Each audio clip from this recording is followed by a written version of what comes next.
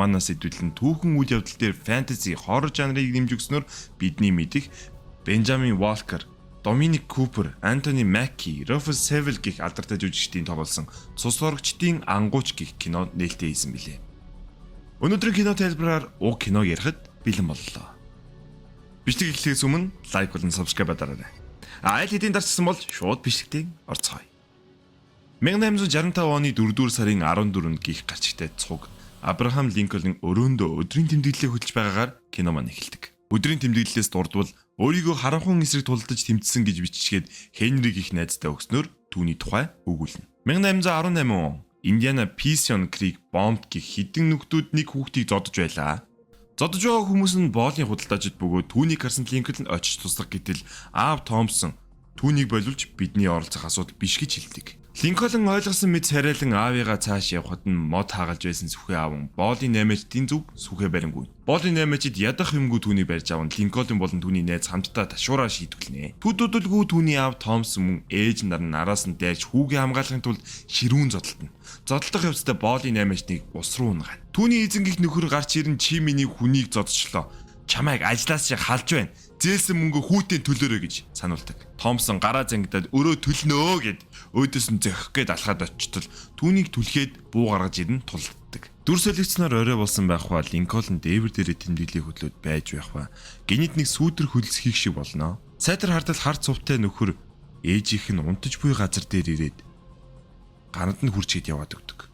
Хингээ хартал эзэн гих нөгөө боолын наймаачин байдаг. Өглөө нь ээж нь гинэд өвдөж эхлэхэд нүдэн цав цагаан гарын шалгаад хартал гаран дээр нэг зүсэгдсэн сорив болж харна. Түүнийг үзэжгүй юм чинь юу ч ойлгохгүй ямар өвчин гэдгийг нь ч мэдэхгүй. Түүний ээж төдөөдлгөө нүдэн дээр нас барснаар ээжд нь хэн ийм зүйл хийснийг нь мэднэгээд аавда бүх зүйлийг хэлсэн ч аав нь түүний үгийг авч үздэггүй. Аав нь түнд хизээч тэнийг алхам хийж болохгүй шүү гэж сануулдаг. Энэ явдлаас хойш нийт 9 жилийг ардаа орхисон байх ба аав нь ч бас нас оржээ. Абрахам Линкольн одоо бол нас бий төрсэн залуу. Нэг өрөө уушийн газарт ганц хоёр муусан шигээ. Санаа алдсан байдлаа сууж байхад нэгэн залуу хажууд нь ингэж хэлдэг. Чи ээжигийн төлөө гашуудж байна уу? Эсвэл хизээж үнсэж чадахгүй бүсгүй төлөө юу? Аль нь юмтэй? Гэт түүний нуран дээр зөгтөл түүний хаалгасанд байсан буу газар тундаг. Шүн тунд болоход Абрахам нөгөө бомбтын дор нуугдсан эзэн гих залууг алахын тулд нуугдж байхад нөгөө эзэн гихч нь гарч ирэн игзэгтэй мөчийг нь таарлаад түүнд ойртон буудах гэтэл түүний буу гацсан хий бууд.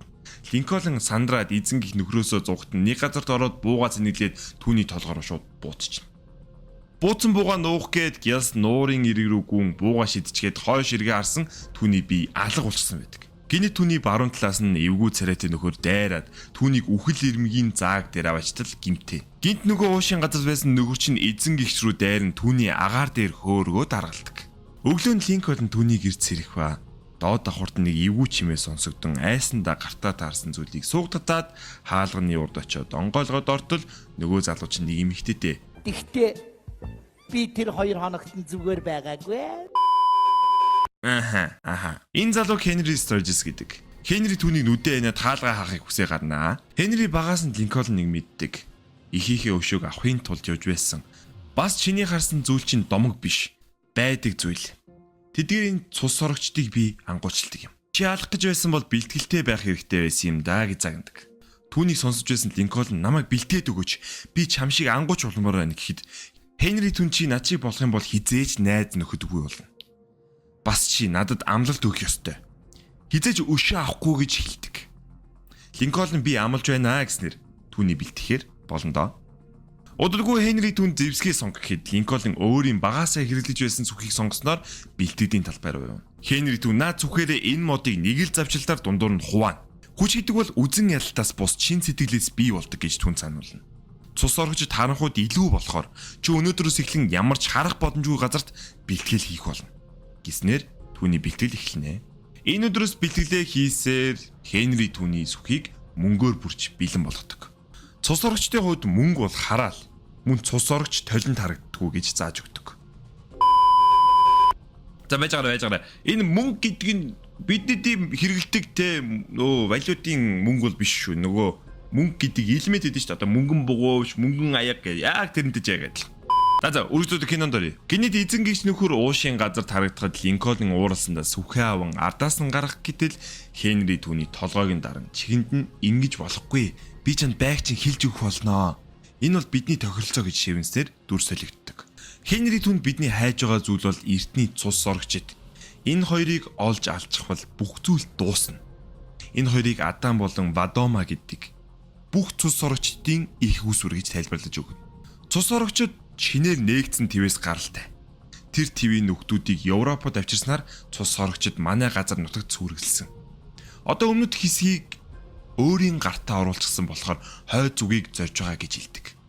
1837 Springfield гэх газар Линкольн нүүж ирээд нэгэн дэлгүүрийн эзэнтэй танилцаад түүний дэлгүүрт байх зураа ажиллаж болох уу гэж тохиролцдог. Ажилдаа орсноос хойш дэлгүүрээр нь үйлчлүүлэгч Mary Todd гих бүсгүүтэй танилцдаг. Түүнийг анх харангуйтаа өөрийн ирэхгүй түнд дурласнаар Хенритэй хийсэн амлалтаа умартан зөрчинө.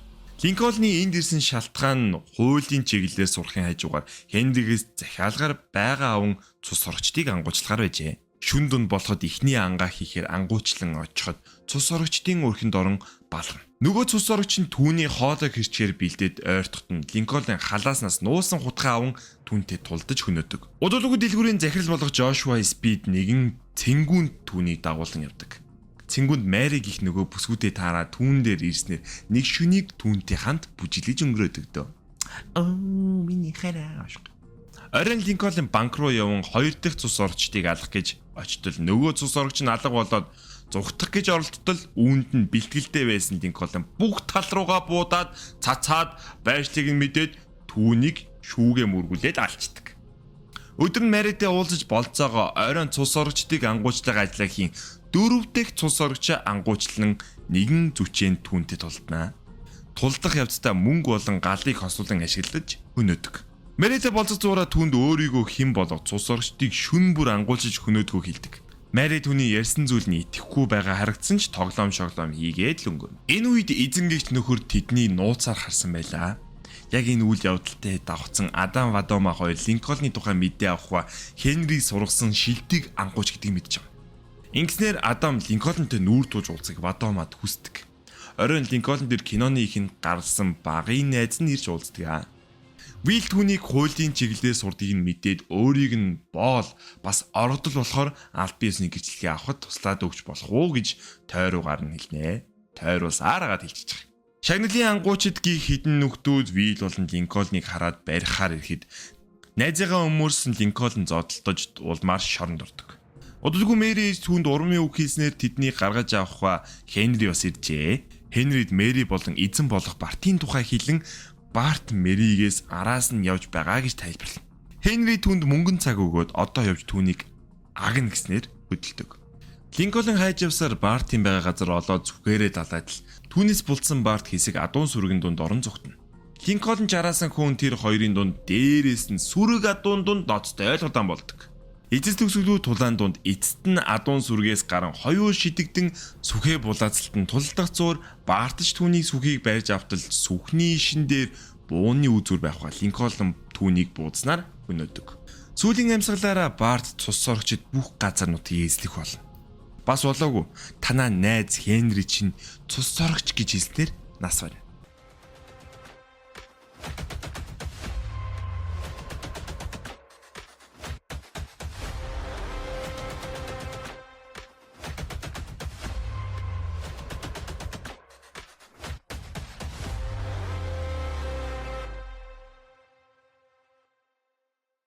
За ингээд дүр солигдоход шүн дунд босон байх ба нэгэн гудамжинд найз Хенри нэгэн эрэгтэй хүзүүнээс цус ороход Линкольн түүнийг мэдчихирээд өнөөхөөрдөө ярьдаг.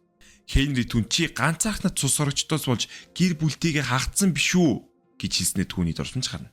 Хенри болон түүний ихтэрний газар сүйгт хэрэгтэйгээ зогсож байтал эртний цус орогч болох Адам болон Вадома болон түүний дагуулууд ардаас нь ирнэ. Линкольн нилээд хідэн цус орогчдыг хөнөөсөн байх ба Адам түүнтэй уулзахад Хенриг хадан цус орогч болгоод түүний ихнэрийг нь бас хацтал түүний ихнэр газар дээрээ чад. Дахиад дүр солигдноо. Дүр солигдоход Линкольн Мэрид гэлдэг санал тавьснаар тэдний хурин болж тэр хоёр гэрэлнэ. Тэрээр Виллийг Адам болон Вадома барьж аваад Линкольныг дуудана. Линкольн өөрийн дэлгүүрийн эзэн болох Жошуад өөрийн үннээ хилэн Виллийг авахаар цус орогчдын харш буюу үүрлүү нэрдэг. Энэ үеэр Адам хооллох цаг боллоо. Эхлэе гэж хэлснээр боолуудыг нэг нэгээр нь идэж эхлэх ба тэдний дунд найз Вил байдаг. Үүнийг харсан Линкольн өөрийн зэвсэг болго шууд зүхэ бариад дараал гүйчин. Хитэр ятур хаяа пистасуу хитигээ амдуур чихтэй би бүхний мэднэ хитигээ хитэр ятур хаяа пистасуу хитигээ амдуур чихтэй би бүхний мэднэ. Хэд хэдэн цус орогчдыг хөнөөгд Вадома гих цус орогч түүнтэй дулдан санал дээрээс нь 50 барьж авдаг. Адам Линкольныг цус орогч болгох санал тавьдаг. Энэ үеэр Жошуа сүүгт хэрэгтэйгээ орж ирэн Вил болон Линкольныг авран зогтдог. Яа яшгүй. Ингэснээр Линкольн ангууч байгаа болон өөрийн найзтай тохиолдсон шиг биш, харин боолчлол мөн дайныг зогсоохоор улс төр төчөө үзнэ. Нилээн олон жил өнгөрөхөд Мэри Линкольн хоёрын дундаас гарсан Вильям гих хүүтэй болсон байдаг. Мөн Жошуа болон Вил нар түүний зүүн баруун гар нь болжээ. Гэнэт Вадома өөрийн дүрийг өөрчлөн үйлчлэгч болсон байх ба хүү Вильямын өрөөнд орж ирээд түүнийг үнсэж хордуулдаг. Линкольн хүүгийнхээ гарыг харан үүнийг ойлгоход удалгүй хүү Вильям нас барснаар Адам болон Линкольны эцсийн дайн эхлэх ба Спид тэндээс нь урвж цус орогчдын талд орсон гэдгийг Хенри хэлдэг. Энэ үеэр бүх ард иргэдийн мөнгөн хэрэгслийг аван галт тэргийг дачих ба галт тэрэг рүү цус орогчд дайрч энэ тэндээс нь орж иж байлаа. Энэ үеэр Вил рүү цус орогчд дайрч эхэлдэг. Яй. Адам болон Линкольн тулдаж эхлэх ба Линкольн ялагдаад хазуултал тэр нь Хенригийн гар байдаг. Арай ч тулдаад ялагдаад Адам баярлан галт тэрэг рүү ойртоод донгоолтол мөнгөн хэрэгслэл биш чулуунууд байхыг хараад Линкольн болон Адам хоёр хавцдын ирмгээс галт тэрэгтэйг унах явцдаа тулдаад Адам түүнээс мөнгөн хэрэгслүүд хаана байна гэтэл Линкольн Хенригийн өгч байсан мөнгөн цагаар түүнийг хөнөөдөг. Хенри болон Линкольн Виллийг аврахад энэ үеэр Мэри иргэдийн хамтаар мөнгөн хэрэгслүүдийг аван явсан байх ба дайн болж байгаа газар туслахаар иржээ. Вадома энэ үеэр Мэрийг алах гээд алхаад дайртал Вильямын тоглож байсан зүйлтийг бууныхаа хошуунд нь хийж буудснаар хөнөөждгөө. Эцэстээ энэ бүх зүйл сайхан болж боолчлол мөн иргэдийн дайныг эцэлж дуусгаснаар киноны ихэнд өгүүлэгдэх Хенрид өөрийн тэмдэглэлээ өгч байгаагаар дууснаа. Яа. Олон зуун жилийн дараа Хенри нэгэн бааранд сууж байхаа хажууд нь ууж буй залууд эхийнхээ төлөө гуниглаж байна уу?